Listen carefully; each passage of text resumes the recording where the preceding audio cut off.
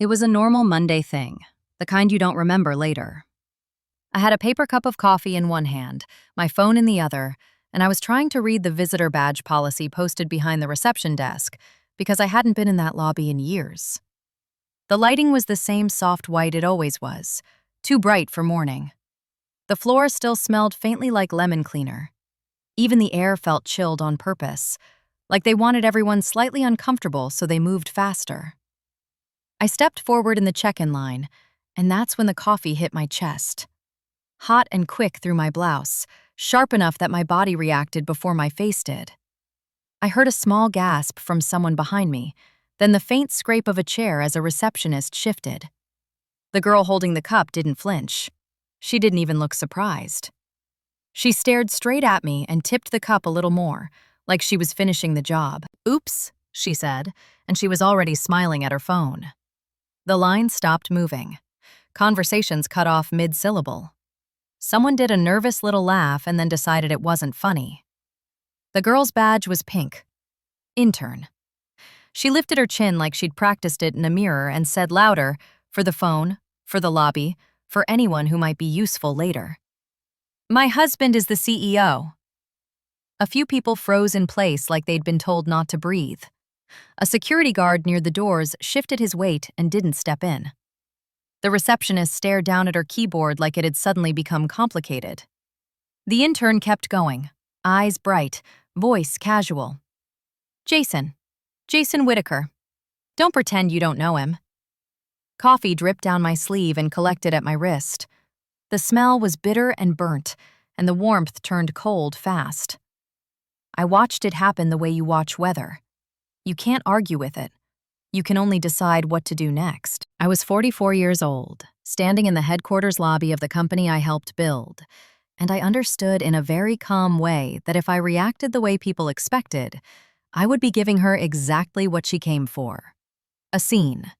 A clip. A version of me she could caption. She angled her phone slightly, making sure my face was in frame. "Watch where you're standing," she told her audience, not me. "Some people don't belong in executive spaces."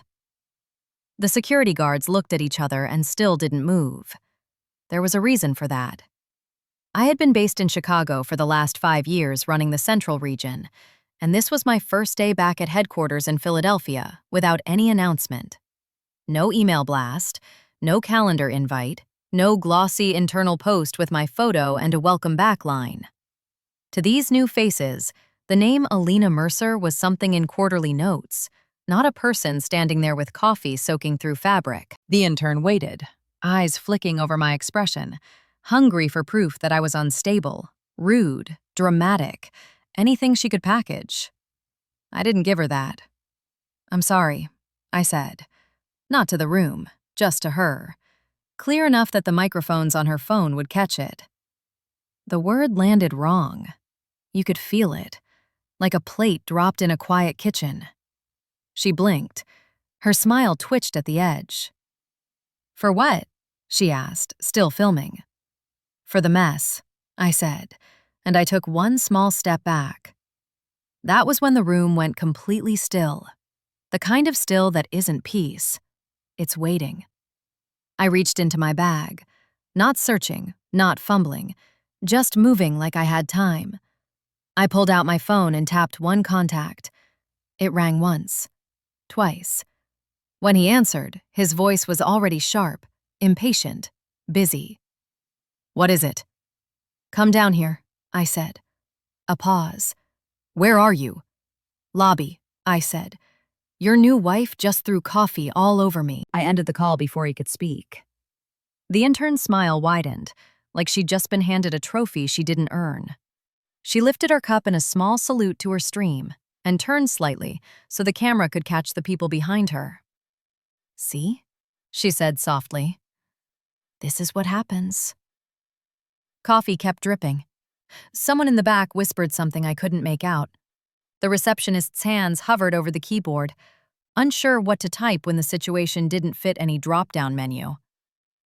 The intern leaned closer to me, voice low now, like we were sharing a secret. "You should have screamed," she said. "That's what people do." I didn't answer. I slid my phone back into my pocket and waited for the elevator chime. Not any elevator. The private one behind the frosted glass. The one that required a priority key. 5 years ago, I had signed off on the budget for that upgrade. I had approved the vendor, the security protocol, the maintenance contract, and I had never used it. The intern snapped her fingers without looking away from her phone. "Security," she called, dragging the word out like she owned it. "Remove her." Two guards stepped forward. One was older, broad shoulders, tired eyes. The other was younger and kept glancing between my face and the intern's badge like something wasn't lining up. "Ma'am," the older one said carefully, not unkind. "We just need you to come with us." The younger one leaned in a fraction, voice quieter. "Have we met before? You look familiar." "No," I said, not harsh, just final. The intern's eyes narrowed at his hesitation. She turned on him fast. "Do your job," she snapped, "or I'll make sure you don't have one by the end of the day. My husband doesn't keep useless people." That seemed to flip a switch in him. He straightened, posture turning rigid. Protocol. Distance. Obedience. They stepped aside to clear a path. I didn't argue. I didn't explain. I didn't say my name like it would fix anything. I just nodded once and adjusted my bag strap, the leather cool and steady against my hand. As I walked toward the doors, a woman from HR brushed past, close enough that her shoulder touched mine. She didn't look up when she spoke. "You should leave," she whispered. "This isn't just drama. She has backing on the board." I believed her. Or at least, I believed she believed it. I stepped outside through the revolving doors. Cold air hit my face and cooled the last of the sting on my skin. Behind the tinted glass, the intern was still inside, still filming, still narrating like she'd already won. I moved to the side of the building where I could see the lobby but not be seen easily. Then I put my phone face down in my palm and waited. I stayed close enough to watch the lobby through the tinted glass, but far enough that no one inside could make easy eye contact with me. The building made a soft mechanical hum, HVAC and elevators, all the quiet systems that keep a place like that breathing. My sleeve was still wet. The coffee had cooled into a sticky chill against my skin. I could feel it every time I flexed my fingers. My phone buzzed. A message preview lit up the screen from an unknown number. "You're playing with fire. Stop before your own shares go up in smoke." I didn't open it right away. I let the screen go dim. I watched the intern inside adjust her posture, tilt her phone, and take a few steps like she was pacing a stage. She was talking again, but the glass swallowed most of her voice. I caught only the rhythm, the confidence, the way she leaned toward whoever was watching. People were starting to circle her at a distance. Not to help, to witness. That's how those lobbies work. Everyone wants to be near the drama without being responsible for it. My phone buzzed again. This time his name flashed. Jason. I declined it. Not out of spite, out of confirmation. Jason always called back immediately when he felt control slipping. Even when we were married, even when we were still playing the part of a unified front, he couldn't tolerate unanswered calls. It was a reflex. The phone rang again. I let it ring a moment longer, just long enough for him to hear that I was choosing the timing. Then I answered. "Where are you?" he demanded. No greeting, no pause, no question about what happened. "Outside," I said. "Outside where?" "Downstairs," I said. "Right outside the lobby, where your intern just escorted me out." A silence settled on the line. Not empty. Busy. I could hear voices behind him, close and fast. Assistants or aides trying to manage a fire that was growing faster than anyone could frame it. Then his voice came back lower. "Why didn't you tell me you were coming today?" "You didn't tell me you got remarried," I said. He exhaled hard like he was irritated by the idea of being accountable for anything personal. "Alina, don't be childish. She's a pawn. I'm in a meeting. We'll handle this at home tonight. You should come down here now, I said. I can't. You should, I repeated, calm. Because if you don't, this becomes impossible to salvage. A sharper inhale. What are you talking about? Your intern is live streaming, I said. From the lobby. He paused, as if he didn't understand the words. She's streaming on an executive access credential, I added. Do you realize what that means? Everything she's doing is being logged. That changed him. You could hear it. His anger fell away and something raw replaced it. What? He said. Executive access? Yes. That's not possible. It's happening, I said. 10 minutes, Jason. After 10 minutes, I call the board line myself. And you know exactly what page 7 of your contract says about security breaches and public scandals. You wouldn't, he whispered. His voice had the shape of a threat, but the substance was gone. Try me, I said. I ended the call and put the phone in my pocket. For a moment, I just stood there, feeling the cold air dry the damp fabric. I listened to the city noise behind me, distant traffic and a siren that faded quickly. The building's glass reflected my outline back at me, a woman in a dark coat with a stained sleeve, still and deliberate. Then I pulled the phone back out and opened the unknown message. You're playing with fire. Stop before your own shares go up in smoke. I didn't reply. I deleted it. That small motion felt clean, like wiping a counter after someone tried to leave a stain. If someone thought intimidation would make me step back, they didn't understand what I'd spent 20 years learning. Threats are just noise until you attach them to a system. Inside the lobby, movement sharpened. Security was shifting positions. The intern's arm kept lifting and lowering as she talked to her camera. She looked relaxed now, almost pleased with herself, like she'd turned humiliation into content. My phone chimed with a new email notification. From Compliance Operations. Subject, Code 17, Emergency Suspension Filing. I didn't open it yet. I just looked at the subject line and felt something click into place. Code 17 wasn't a warning. It was a switch. A process that began without asking anyone's permission. I watched through the glass as an IT lead walked into the lobby with a tablet held tight against his chest. He spoke to someone at reception. The receptionist's eyes went wide. She nodded too quickly. The intern noticed the cluster forming and turned her phone toward it, eager. Her voice carried faintly through the doors when she moved closer to the glass. I don't care who's watching, she said. This place runs because of people like us. The IT lead stepped closer to her. His posture was controlled, careful.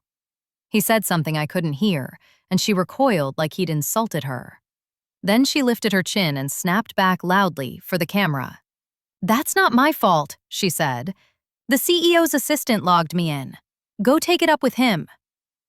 A woman I recognized, even from outside, stepped into the frame, walking with calm certainty. Marion Price, head of HR.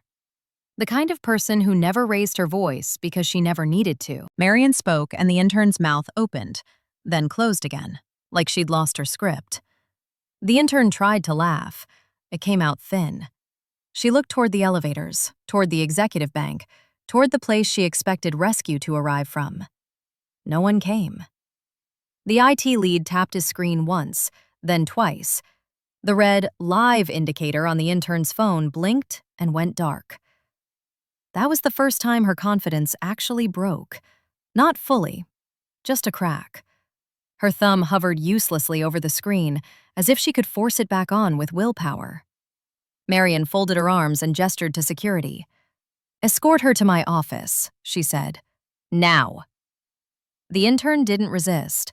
She looked around again, searching the lobby like she could spot Jason through marble. Her phone hung limp in her hand, no longer a weapon, just a piece of plastic. Then the executive elevator chimed. The doors opened. Jason stepped out fast, suit jacket unbuttoned, jaw tight, eyes scanning like a man entering a room already burning. He saw Marion. He saw security. He saw the intern being guided away. And then he saw me through the glass. He stopped for a fraction of a second, just long enough for calculation to land. The next move would tell everyone who he thought mattered most. I stayed where I was, outside and still, and watched his expression settle into a polished mask as he started walking toward the center of the lobby. Jason crossed the lobby like speed could replace judgment. He didn't look at the intern. He didn't even give her the courtesy of anger. He aimed straight for Marion in HR and the security team, because those were the people who could turn a mess into a formal record. His voice carried through the doors when he spoke, too loud for a lobby, too smooth for the situation. "There's been a misunderstanding," he said, already framing it. Marion didn't move out of his way. She held her tablet close, and her eyes stayed level. "One of your credentials is being investigated for unauthorized streaming," she said, "and your probationary employee is currently being escorted off the floor until we determine what was accessed." Jason cut his gaze toward the intern finally. His face tightened in a way that looked like disappointment, but it wasn't. It was distancing. "She's fired," he said, crisp. "Effective immediately." The words hit like a switch being flipped. The intern's face shifted from smug certainty to a stunned, hollow shock. "What?" she said, too loud, too sudden. "No! You said—" Jason snapped. "You went too far." He didn't lower his voice. He raised it. He needed the lobby to hear him disown her. "I never authorized you to cause a scene," he continued. "You impersonated my wife. You violated security. Have you lost your mind?" The intern's eyes filled fast. Her breath started coming in ragged pulls, like she couldn't decide whether to cry or fight. "You told me to do it," she blurted. "You told me to make noise. You said it would prove to the board that you had leverage. You said—" Marion's head tilted slightly, the smallest sign of attention. "That is a serious allegation," she said, calm. Jason didn't answer her. He looked past the cluster and his eyes found the glass again. Me. Even from outside, I knew that look. It was the same one he used when he wanted me to fix something without asking me to fix it. He stepped toward the doors and pushed through. Cold air slipped into the lobby for a second before the doors sealed again behind him. "Alina," he said the moment he was outside, as if we were alone, as if we were still married, as if the building behind him wasn't full of witnesses and logs and people who could hear a tone change. "Let's go home," he said. "We'll handle this privately." "No," I said. Just one syllable, quiet. He flinched anyway. His eyes flicked down to my sleeve, the stain, the sticky fabric clinging to skin. He didn't ask if I was burned. He didn't apologize. His mind was on containment. "This isn't the place," he said, leaning in slightly, lowering his voice into something that was supposed to sound reasonable. "You're destroying our image." "Our image," I repeated. He didn't like that. He pressed closer, breath tight. "Fix this," he said. That word sat wrong in the air. Fix. As if the problem was a headline, not a person. As if all he needed was my signature and my calm face to turn sabotage into a misunderstanding. Inside, through the glass, I could see the intern twisting in security's hold, trying to angle her head to find him. She was still searching for her cue, still thinking he'd save her if she stayed loud enough. Jason followed my gaze and his jaw clenched. "She's unstable," he said quickly, like he was rushing to place blame. "This was a mistake." "She had executive access," I said. He opened his mouth, then closed it. "That's impossible." He tried again, softer, less sure than before. I pulled my phone out and showed him the screen without handing it over. From Compliance Operations, subject, Code 17, Emergency Suspension Filing. His eyes locked on the subject line. He knew what it meant. Not because he understood systems, but because he'd signed the policies without reading them and then asked me later what they could do to him. "Who triggered that?" he asked. "I didn't," I said. "Not yet." He swallowed. The movement in his throat was the most honest thing he'd done all morning. "You can't do this today," he said, and now his voice had slipped from executive authority into something closer to panic. "We're in a sensitive phase. The board is split. If you escalate the stock—" "Jason," I said, and he went still. You're not going to talk me into worrying about the stock while you're handing out access like party favors. His mouth tightened. He glanced back at the lobby, checking who might be watching through the glass, then looked back at me. Come inside, he said. Let's stop this before it becomes a governance event. I kept my body angled away from the doors. Not defensive, just not following. You have 10 minutes, I said, steady. After that, I call the board line myself.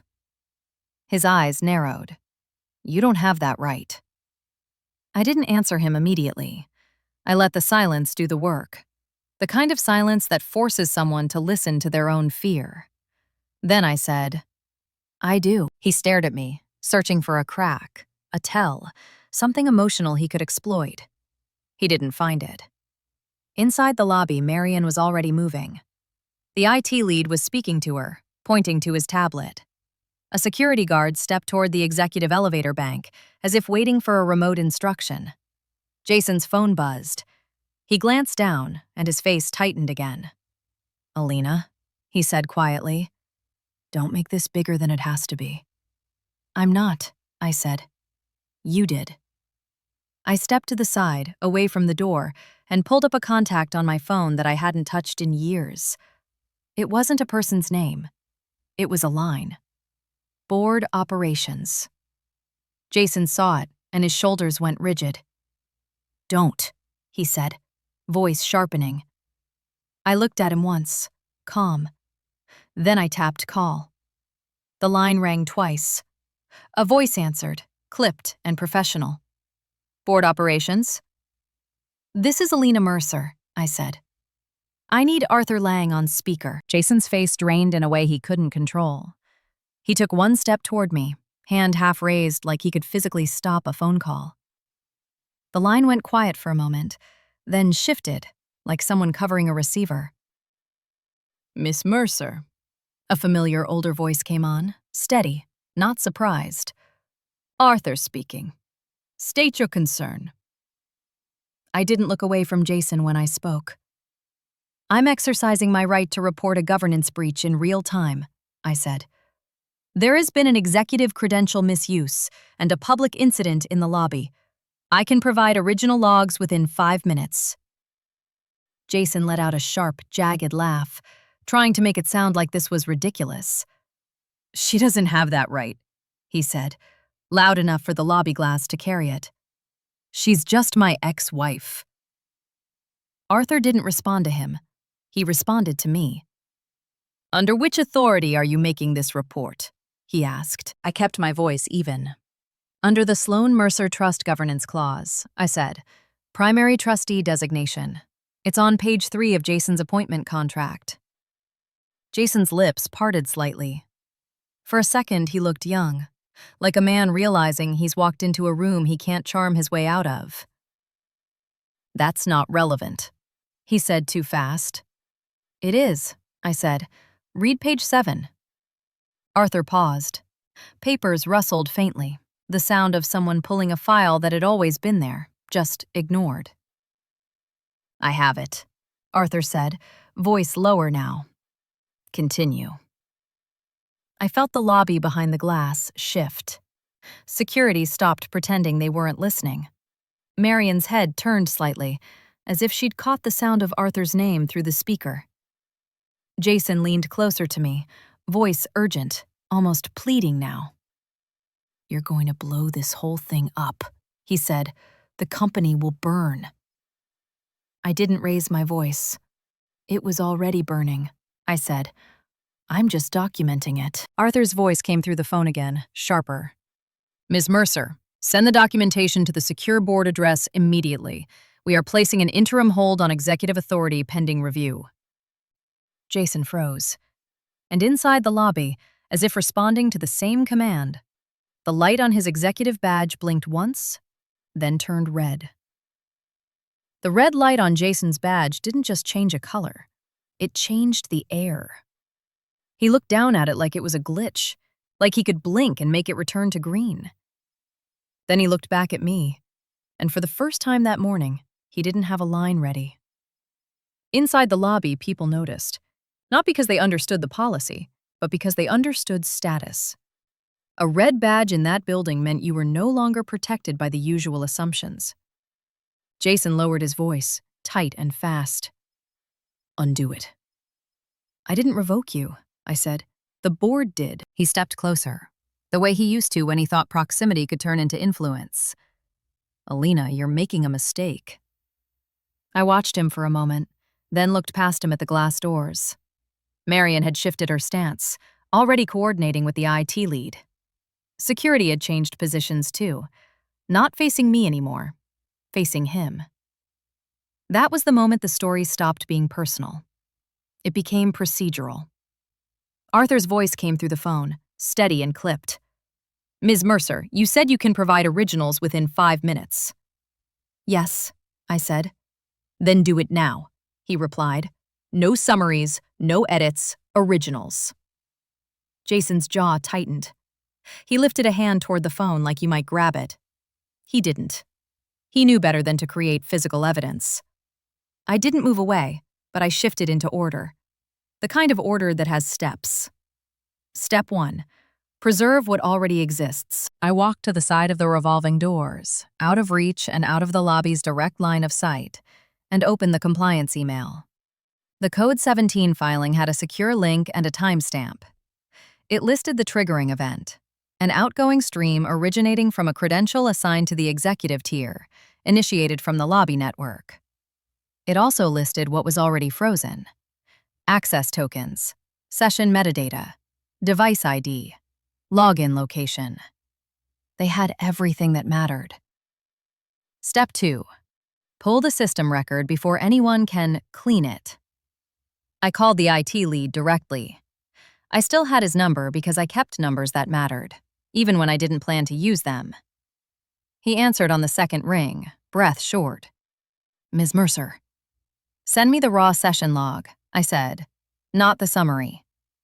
A half pause. We're already packaging it for HR. Send it to me and HR, I said.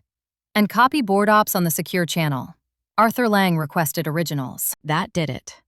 Names and procedure always do more than emotion. Yes, he said. 1 minute. Step 3. Document the human part. Because systems tell you what happened, cameras tell you how. I turned back toward the glass and caught Marion's eye. She didn't wave. She didn't nod dramatically. She simply held up her tablet slightly, a small signal that she understood what I was doing. Jason stood a few feet away, trying to regain his tone. You can't just walk in and start throwing board language around, he said, like I was the one being reckless. People will talk. They're already talking, I said. He swallowed. His eyes darted toward the lobby, toward the staff watching, toward the intern who was now being guided toward a side corridor. Her posture had changed. No more performance, just fear, tight and real. She looked over her shoulder once and met Jason's eyes. He didn't acknowledge her. That was when I understood she wasn't his partner. She was his tool. And tools get discarded when they become evidence. My phone pinged with a file transfer notification. IT secure drop, exec session raw, zip. I didn't open it yet. I forwarded it to the board's secure address exactly as Arthur requested. No message, no opinion, just the file and the timestamp. Then my phone pinged again.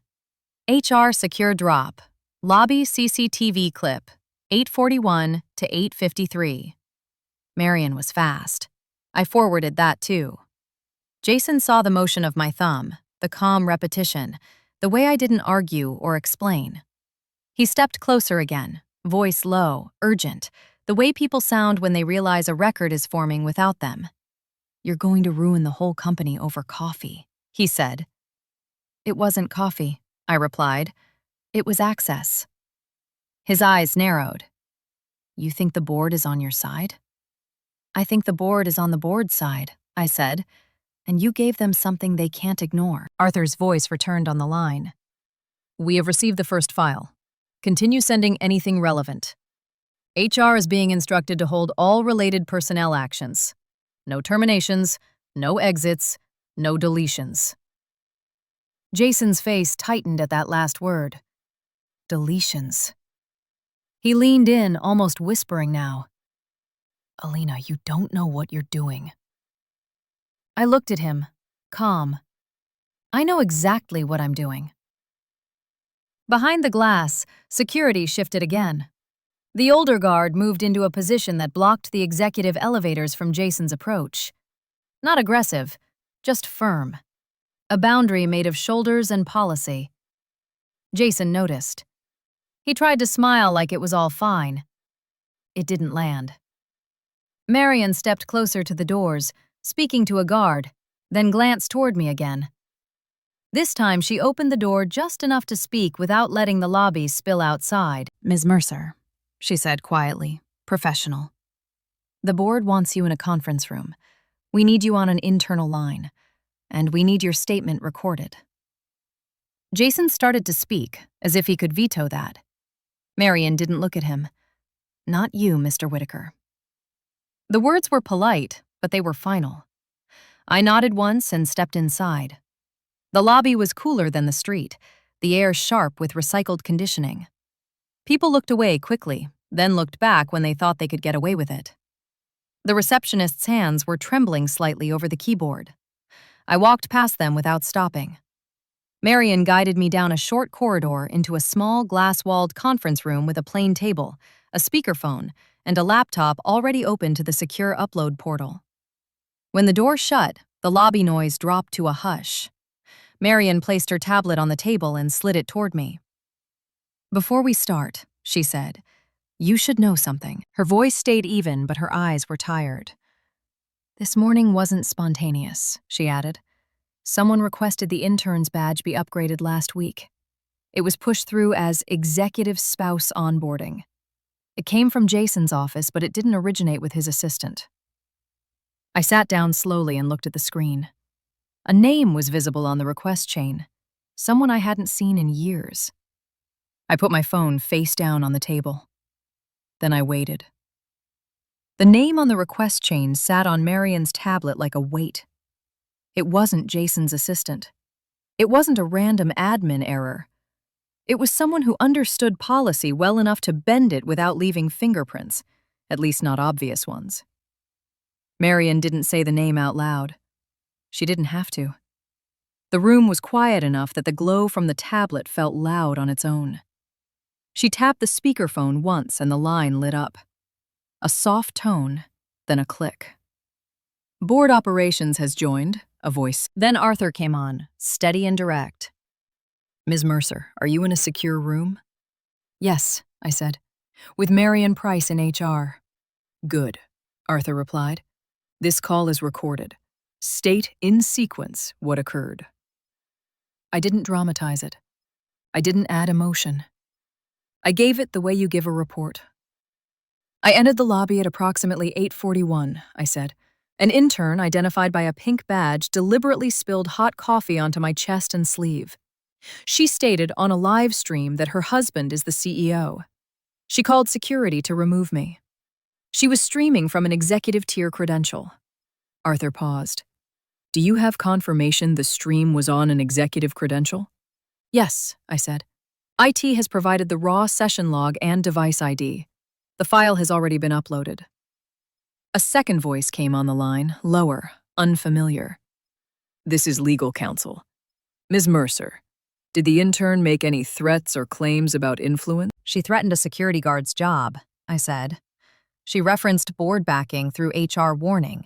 She stated the credential was provided through the CEO's office. Marion's hand moved, typing notes on her tablet without looking down. Arthur spoke again. Mr. Whitaker is asking to join the call. I didn't respond right away. I looked at Marion. She held my gaze and gave a small nod, the kind that meant controlled setting, controlled record. Let him join, I said. There was a short pause, then another click. Jason's voice arrived polished, a little too calm. Arthur, he said, thank you. This has gotten out of hand. My ex-wife is understandably upset. An intern acted irresponsibly. We have terminated her employment effective immediately. Marion's posture tightened. She leaned slightly toward the speakerphone. Arthur's tone stayed even. Mr. Whitaker, HR has been instructed to hold all personnel actions. No terminations, no badge pulls, no exits until the audit team confirms chain of custody. Jason's breath caught, just once. Then he recovered. Understood, he said. I only meant operationally. We need to show control. This is control, Arthur said. I didn't add anything. I let the board handle him. That was the point of process. It keeps people from rewriting reality in real time. Jason continued anyway, voice shifting toward persuasion. The intern is unstable. She's new. She wanted attention. She is not representative of my office. Marion spoke, calm and flat. Mr. Whitaker, the credential upgrade request was submitted last week under Executive Spouse Onboarding. That request did not originate with your assistant.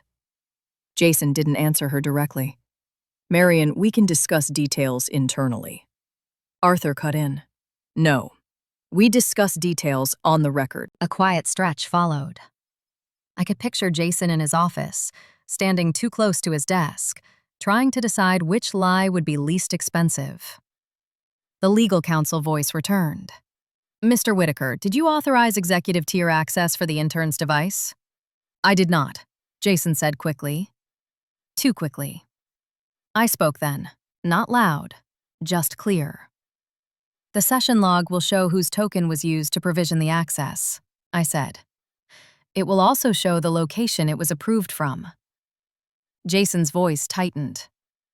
Alina, you don't know what you're looking at. I do, I said. Arthur didn't ask me to explain. He asked the next question that mattered. Mr. Whitaker, why was Ms. Mercer not announced on her return to headquarters? Jason tried to laugh lightly. Because she is not an executive employee. She's not on payroll. I didn't correct him. Not yet. Marion did, with careful precision. Ms. Mercer is listed as a governance stakeholder under the trust. Board operations has her authorized contact path. That is why this call exists. Silence again. Jason shifted his tone, softer now, like he was offering a compromise. Arthur, let me come upstairs. I'll deliver a statement. We can close this without a spectacle. Arthur replied, We are past statements. We are in documentation. Then something happened I didn't expect. A third line joined with a quiet click, and a woman's voice entered, controlled but tired, like she had been holding her breath for months. This is Nadine Holt, she said. Finance operations. Jason went still. You could hear it in the silence, the way even his breathing changed. Arthur sounded surprised. Ms. Holt, you are not scheduled. I know, Nadine said. I asked board ops to add me. I have evidence related to Mr. Whitaker's misuse of access credentials beyond today. Jason's voice was quiet now. Nadine, don't do this. Nadine didn't raise her voice. I have been asked repeatedly to delete audit flags. I refused. I retained copies. Today confirmed I was right to. The legal counsel voice sharpened slightly. What evidence specifically? Nadine answered in simple terms. Instruction emails, approval chains, vendor pressure, and recordings of calls where Mr. Whitaker directs me to reclassify losses in the West Harbor project so the deficit doesn't appear in quarterly reporting. Jason spoke over her too fast. That is false. Nadine didn't react. The originals are time-stamped, she said, and copies are already with outside counsel. If anything happens to my access today, those copies are released. That was the moment the room I was sitting in felt even smaller. Not because of fear, but because the truth takes up space. Arthur's voice came back steady, colder than before. Mr. Whitaker, you are instructed not to contact any staff member involved in this call. Your authority remains suspended. Security is to escort you from the premises. Jason's voice turned thin. Arthur, you cannot do that in a morning. Arthur replied, We can. We are. Marian's phone buzzed on the table. She glanced at it once, then slid it toward me without a word. A new internal notice had just posted. Executive access suspended. Subject, interim governance action. I read it once, then placed the phone back down. Outside the glass walls of the conference room, I could see movement in the corridor. Security walking with purpose. Not running, not panicking, just doing what they were finally told to do. On the speakerphone, Jason tried one last time, voice low, almost familiar.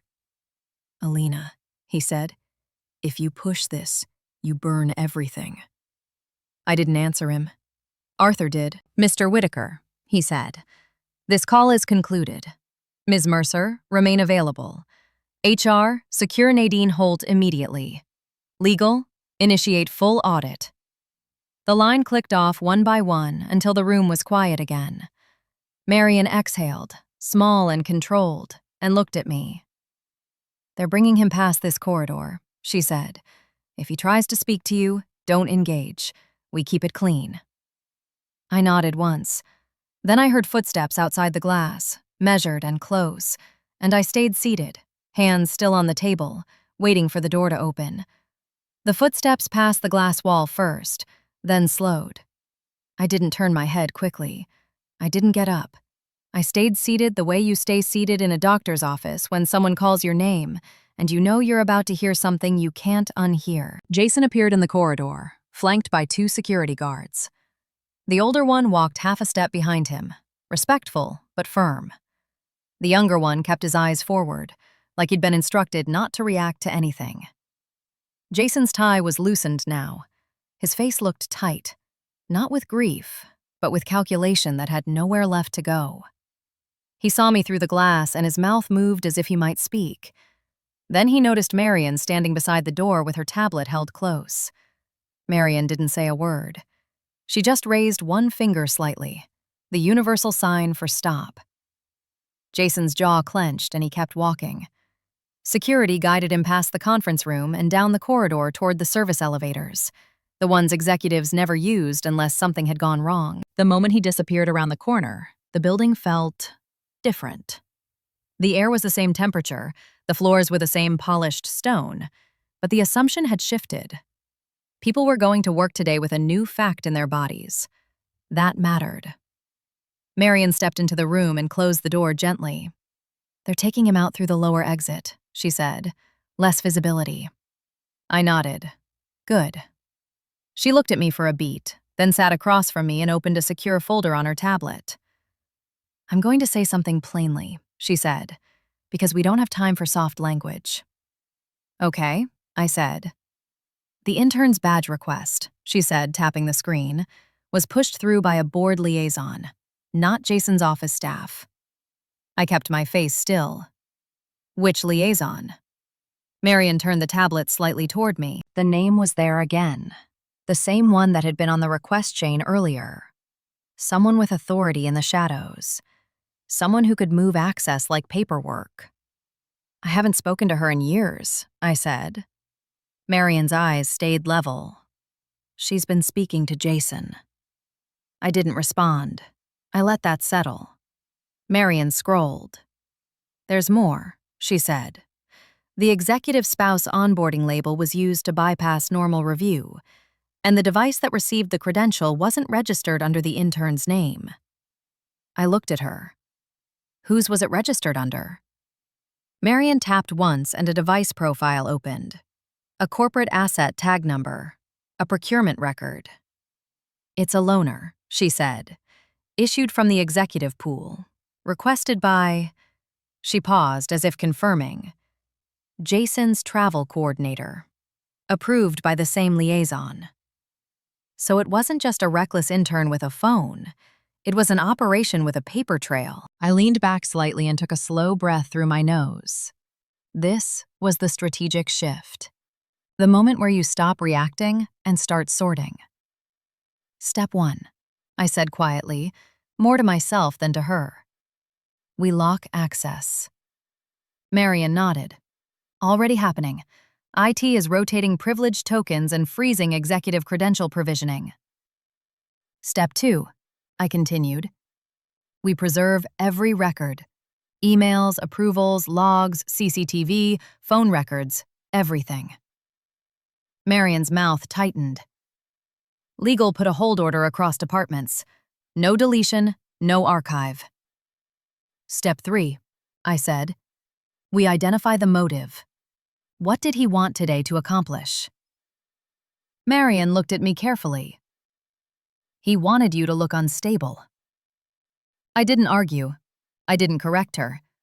It fit too cleanly. If I had screamed, if I had slapped the intern's phone out of her hand, if I had begged or fought, it would have been clipped, captioned, and handed to the board as proof that Jason's personal life was a liability he could manage, and I was a distraction he needed to be protected from.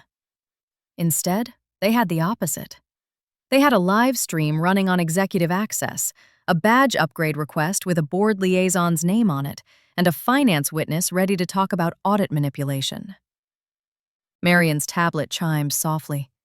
She read something, then slid it toward me. Board Ops is requesting you submit a formal governance notice, she said. A written statement. They want it now. They're convening in 40 minutes. I didn't smile. I didn't show satisfaction. I just nodded once. Print it, I said. We can do digital signature, she offered. I want print, I said. Wet signature. 2 copies. Marion watched me for a moment, then nodded. She stood and moved to the small printer in the corner of the room, the kind kept for confidential materials.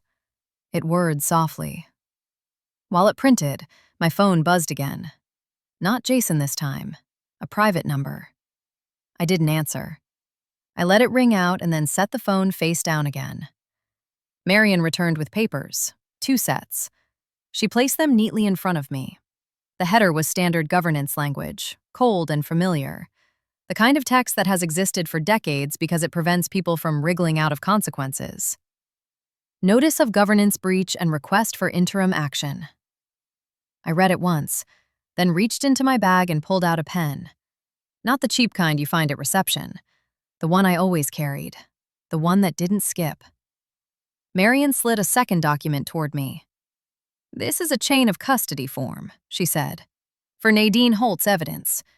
Legal wants it logged under your request. I signed the first page slowly.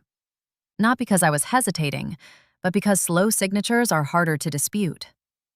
My phone buzzed again, and this time I glanced at the screen. A text. You think you're protected. You're not. No name, no number, just threat. I didn't show it to Marion. Not yet. I saved it. Then I went back to the documents. When I finished signing, I placed the pen down in a straight line with the paper edge. Small order, deliberate. Marion gathered the copies, clipped them, and stood. I'll deliver these to Board Ops, she said. Do you want to come upstairs for the convening? I shook my head. Not yet.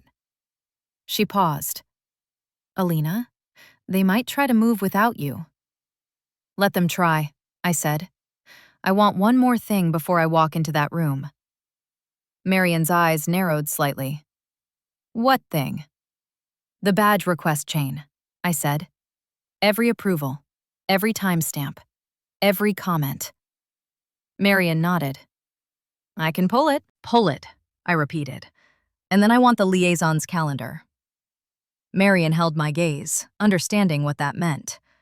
If the liaison had been meeting with Jason, there would be traces.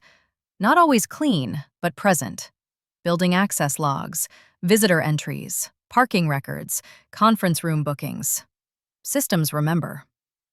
Marion left the room with the documents, the door closing softly behind her. I sat alone for a moment, listening to the faint sound of hallway movement through the glass. My blouse still smelled like coffee. My sleeve still stuck slightly to my skin. I didn't wipe it off yet. Not because I wanted to punish myself, but because it was evidence, and I didn't rush to erase evidence. My phone buzzed again. This time it was an email, internal, flagged urgent. Subject: Board Liaison Meeting Request, immediate. I stared at the subject line for a long moment. Then I picked up the phone and opened it. The email was short. Board liaison meeting request. Immediate location, 18th floor, liaison office. Subject, clarification of this morning's onboarding request. No greeting, no explanation, just a door being opened or a trap being set. Either way, it was a recordable moment. I stood, smoothed the front of my coat where the fabric had wrinkled, and walked out of the glass room. The hallway smelled like printer toner and floor polish. A few employees looked up as I passed, then looked back down at whatever they were pretending to do. When I reached the elevators, the security guard at the panel didn't ask for my badge. He just pressed the button and stepped back. His eyes were tired, but his posture was careful. People behave differently once authority is documented. The 18th floor was quieter, less foot traffic, thicker carpet, offices with doors that closed fully, not cubicles pretending to be private. The liaison's name was Eleanor Vance. She had been around long enough that everyone treated her like weather. Not friendly, not hostile, just unavoidable. Her assistant opened the door before I knocked, like they'd been watching a camera feed. Eleanor stood behind her desk with her hands resting on a folder. She didn't invite me to sit. She didn't smile. She looked at my sleeve and then at my face, as if checking whether the scene had broken me. "Alina," she said, calm, "this morning got messy." "It was planned," I replied. Her eyes narrowed slightly. "That's a serious claim." "So is an executive spouse onboarding request for a probationary intern," I said, "with your approval in the chain." She lifted the folder a fraction, like she was going to show me something that would make it all feel normal. "Jason asked for expedited clearance," she said. "He said it was necessary for optics." "Optics don't require executive tokens," I said. Eleanor's mouth tightened. "You're making this about access. It was about a public moment." "It became access the second she streamed," I said. "And you know that." Her assistant shifted near the door, very still, very quiet. I could see the calculation in Eleanor's face, the way she weighed what she could admit without becoming the center of the story. "You've always been good at process," she said, "but you're missing the bigger picture." I didn't react. I looked at the folder on her desk. "What's in there?" I asked. Eleanor didn't answer directly. She slid the folder toward me. Inside were printed screenshots of the lobby stream, still frames, captions, and a summary sheet that tried to define the morning as a minor disturbance. The language was soft and deliberate, built to shrink the incident down to something survivable. At the bottom, a line labeled recommended narrative, intern misconduct, spouse misunderstanding, emotional return visit, no governance implications.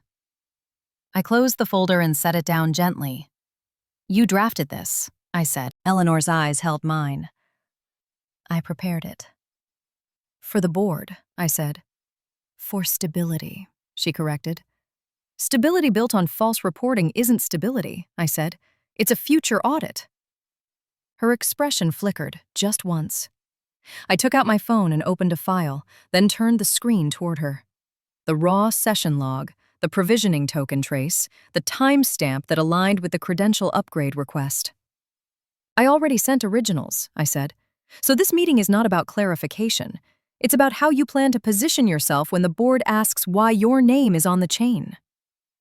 Eleanor's assistant inhaled softly, then held their breath. Eleanor's voice stayed calm, but her hands tightened on the desk edge. "You think you can walk back in and dictate terms?" "No," I said. "I think the systems are already dictating terms." I paused, then added, "And I want your calendar." Her eyebrows lifted. "Excuse me?" "Visitor logs," I said. "Conference room bookings, parking entries, your meetings with Jason over the last 6 months. Board ops will pull them anyway. I'd rather you hand them over cleanly than have them discovered in pieces." Eleanor stared at me for a long moment. Then her phone buzzed on her desk. She glanced down, and whatever she saw made her face go still. I didn't ask what it was. I waited. She set the phone down, slower than before. "You're forcing a split." she said. I'm documenting one, I replied. The door opened behind me without a knock. Marion stepped in, her tablet in hand, and she didn't look surprised to see me there. Board Ops is convening now, Marion said, looking at Eleanor. And legal has placed a preservation hold on your office devices, effective immediately. Eleanor's chin lifted. On whose authority? Arthur Lang, Marion replied, and outside counsel. The room went quiet. Eleanor looked at me again, and I saw something new in her eyes. Not anger, not fear. Recognition. She had gambled on Jason's control, and the board had chosen the company's survival instead. She turned to her assistant. Bring me my meeting ledger, she said quietly. Her assistant hesitated, then moved. Eleanor faced Marion. I will cooperate, she said. But I want it noted that I did not instruct anyone to spill coffee on anyone. Marion didn't argue. Noted, she said. The record will show what it shows. I left before Eleanor could say anything else, not because I was running, but because the next room mattered more. Upstairs, the board meeting was exactly what I expected. No shouting, no dramatic speeches, just files, timelines, and counsel asking questions that made it hard to hide. Nadine's evidence was admitted under chain of custody. IT confirmed provisioning traces. HR confirmed badge escalation. Security confirmed escort instructions. CCTV confirmed intent. By late afternoon, the board issued a written resolution. Jason Whitaker removed for cause. Immediate termination. Full audit authorized. External investigators retained. A regulator notification drafted, not as punishment, but as obligation. When I received the signed resolution as a PDF, I didn't reread it for satisfaction. I read it like a checklist. Then I closed my laptop. That night, I didn't go to the house that still had Jason's keys in a drawer and his habits in the walls. I checked into a quiet hotel a few blocks away, took a shower hot enough to lift the coffee smell from my skin, and laid the day's documents in a neat stack on the desk. My phone lit up once more, a new message from a blocked number. This one was shorter. We need to talk. I set the phone face down, then I waited. The next morning, the hotel hallway smelled like brewed coffee and carpet shampoo. I walked downstairs early, not because I couldn't sleep, but because I didn't want to be rushed when the building started calling. In the lobby, I found a corner chair and opened my laptop. The board portal had already updated overnight. There was a new folder labeled Interim Governance Actions. Inside were simple things that meant everything. A notice freezing Jason's remaining access, a directive to preserve all communications tied to the West Harbor project, a legal hold order that covered HR, IT, finance, procurement, and facilities. No drama, just the company doing what it should have done months ago. Marion called at 7:12. They escorted Eleanor's devices to legal, she said. She handed over her meeting ledger. Not happily, but fully. Good, I said. Nadine is under counsel protection, Marion added. She's shaken but steady. I pictured Nadine at her desk, still the same person, just no longer alone in the room with the truth. Tell her she did the right thing, I said. Marion paused. She knows, but hearing it still helps. After the call, I opened a separate email from outside counsel. It wasn't long. It was a list. Confirm chain of custody for all recordings. Confirm scope of external audit. Confirm regulator notification thresholds. Confirm internal communications plan. Confirm executive succession timeline. I read it twice. Then I started answering what I could. Not because I wanted to control the outcome, but because I wanted the record clean. Around 9:30, Arthur called. This time he didn't sound like a voice on a speakerphone. He sounded like a man who had been awake all night trying to hold a structure together without lying to himself. We're in motion, he said. The auditors are coming in. External counsel is aligned. HR is stabilizing. IT is rotating privileged access. Good, I replied. There was a pause. We owe you an apology, Arthur said. Not for yesterday. for letting it get to the point where yesterday could happen. I didn't respond with comfort. I didn't say it was fine. I just acknowledged reality. Systems drift when people stop respecting them, I said. Arthur exhaled, quiet agreement. We also need to discuss you. I waited. The trust governance clause puts you in a position we can't ignore, he said. We need an interim governance steward for 90 days, not a CEO role, oversight, coordination with counsel, a steady hand. I heard the words without reacting to the implied compliment. It wasn't a reward. It was a burden shaped like responsibility. You're asking because you don't trust anyone else, I said. I'm asking because you have the cleanest leverage and the least ego, Arthur replied. That made me almost smile, but I didn't. I looked down at my sleeve. The stain was lighter now, but still visible. Send it in writing, I said. It's already in your portal, he replied. After the call ended, I opened the document. It was formal and spare. 3 pages. Clear boundaries, clear authority, clear limits. The kind of thing that protects everyone, including the person signing it. I didn't sign yet. Instead, I moved to the next set of files. The intern's status had been updated.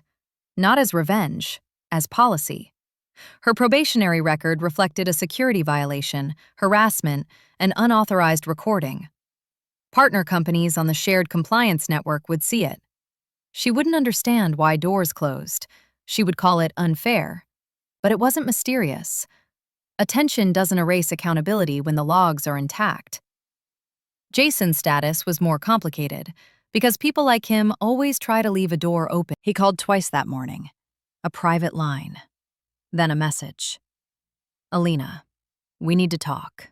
This can still be handled quietly. I didn't respond. An hour later, a second message.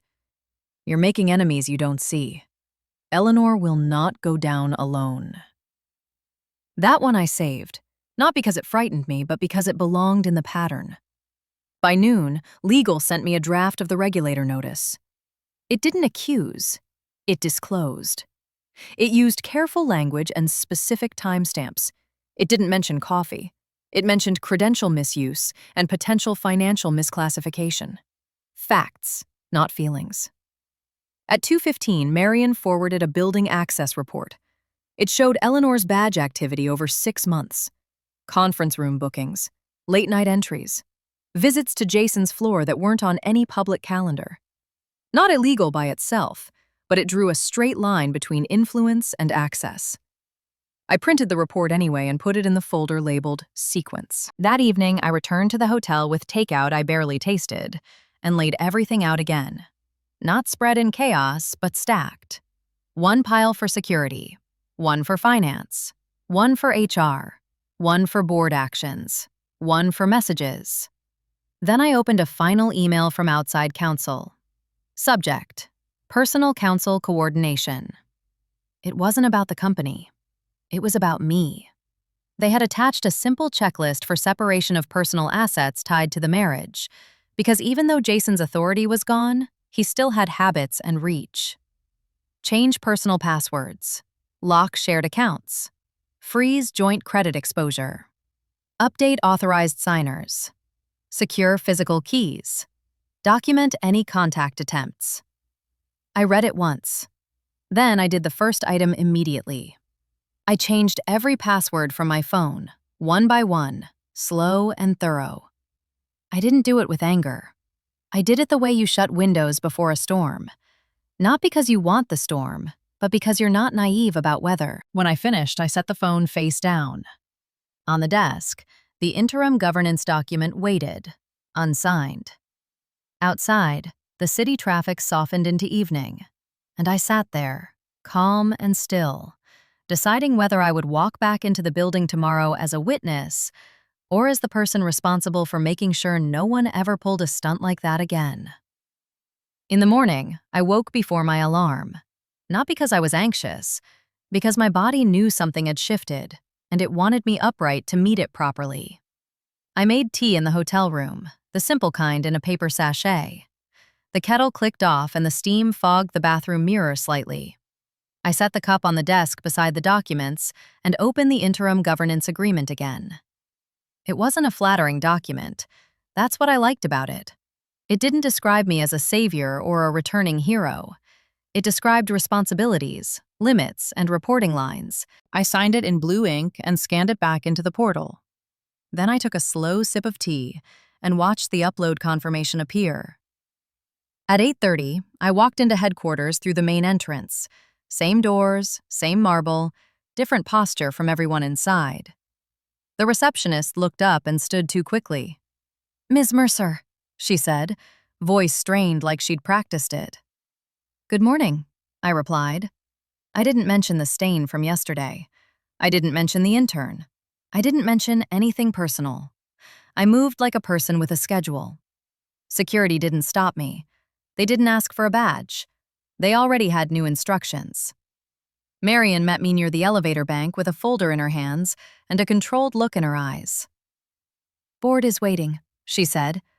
"Who's in the room?" I asked. "Arthur," she said. "Legal counsel, external auditors, Nadine, IT lead, facilities, and Eleanor's on standby." "Jason?" I asked.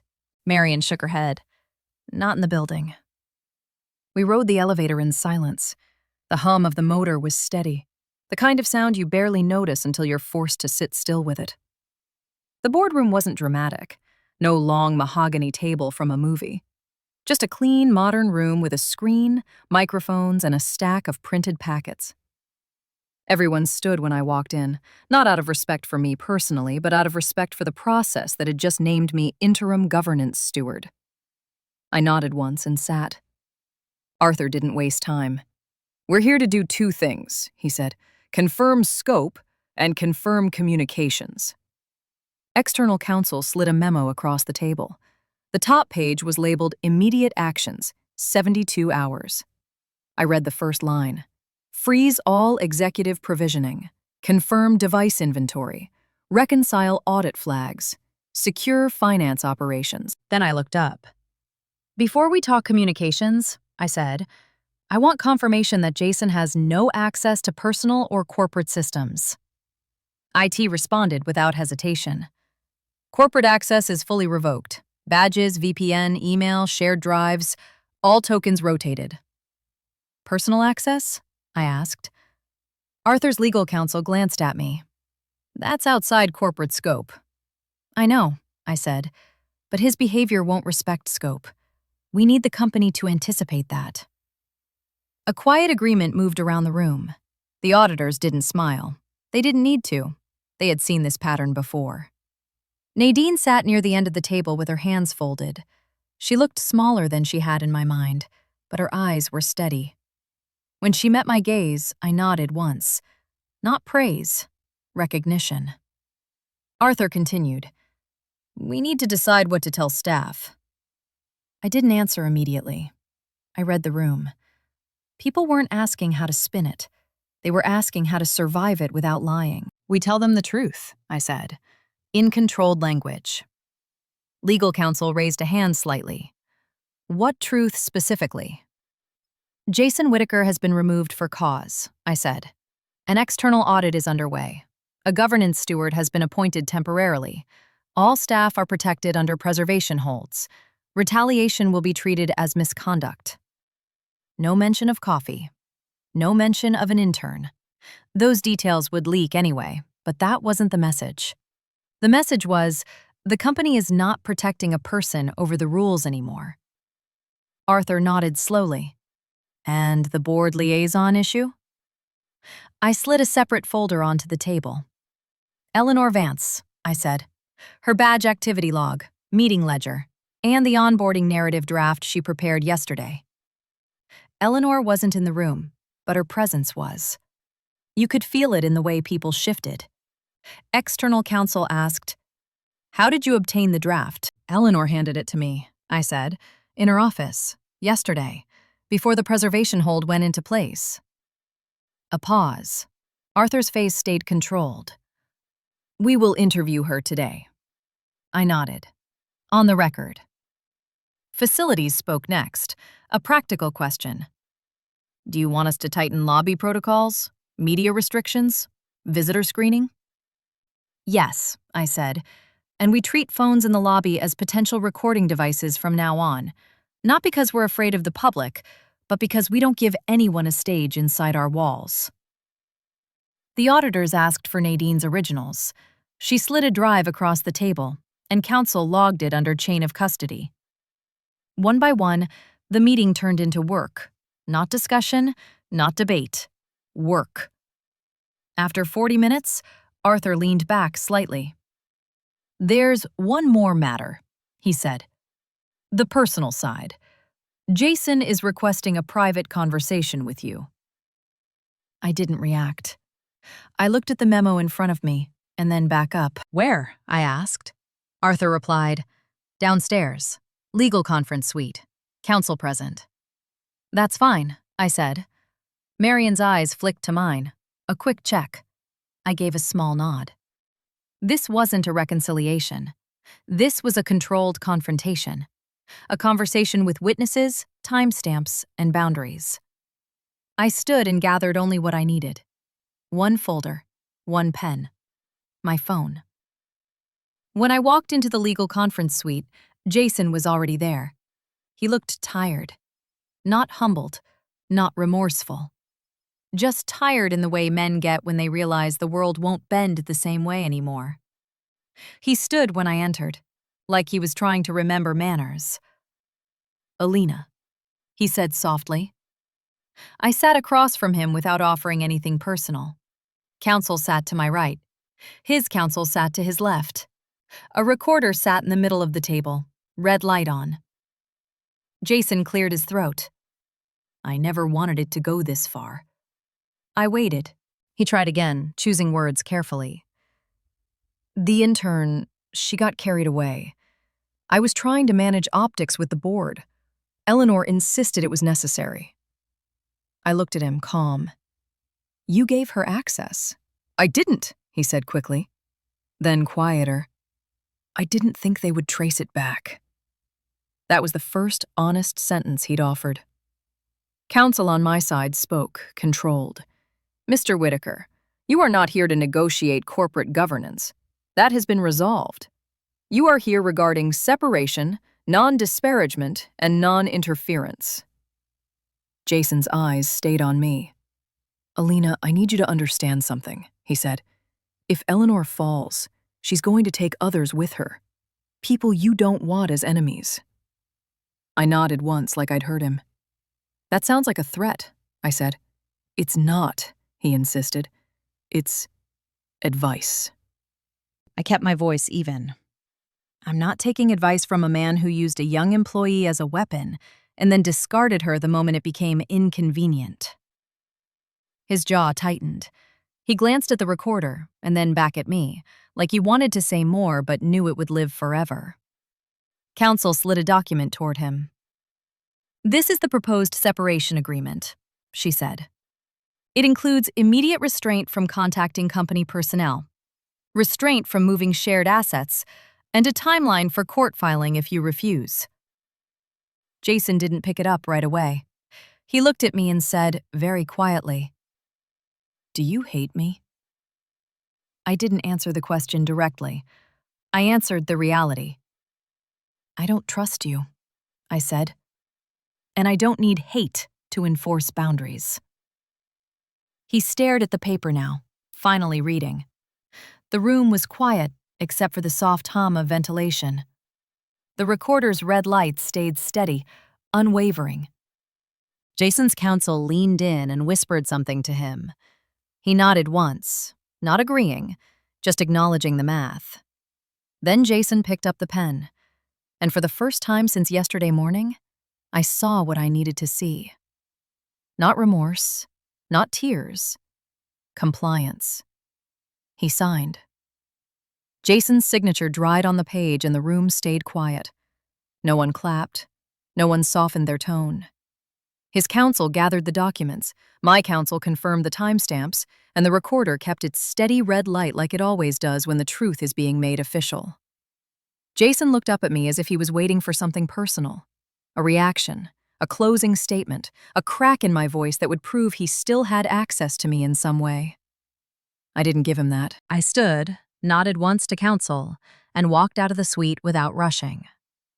In the hallway, the lights were too bright, and the air smelled faintly like copy paper.